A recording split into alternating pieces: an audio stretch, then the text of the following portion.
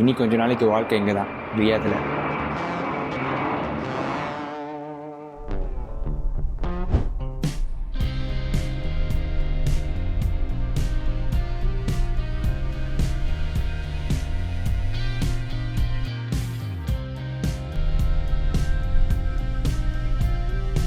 Chennai airport ரொம்ப சீக்கிரமாகவே வந்ததுனால இமிக்ரேஷன் ப்ராசஸ் செக்கிங் எல்லாம் முடிச்சு 2 hours கிட்ட சும்மா தான் இருந்தேன். அப்போ இந்த மாதிரி வீடியோஸ்லாம் எடுத்துகிட்டு அப்படியே டைம் பாஸ் ஆகிடுச்சு. Chennai to Riyadh direct flight இல்லை, ஸோ எனக்கு பஹ்ரைனில் டிரான்சிட் இருந்துச்சு.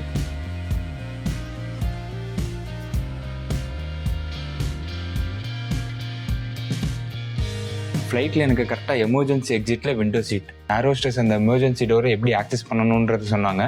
இன்கேஸ் ஆஃப் எமர்ஜென்சி ஹெல்ப் பண்ணுவீங்களான்னு கேட்டாங்க. ஓகேன்னு சொன்னோம். ஏர்லி மார்னிங் ஃப்ளைட்டுன்றதுனால நல்ல வேடிக்கை பார்த்துட்டே போனேன். செம்ம வியூ இருந்துச்சு.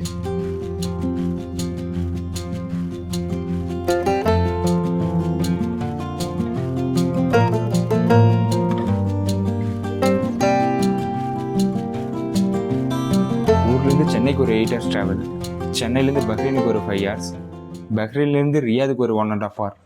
இவ்வளோ நேரம் ட்ராவல் பண்ணி ரூமுக்கு வந்ததும் செம்ம டயர்டில் தூங்கிட்டேன். அப்புறம் ஈவினிங் போல் எழுந்து ஃப்ரெண்ட்ஸ்லாம் பார்த்துட்டு வந்தேன்.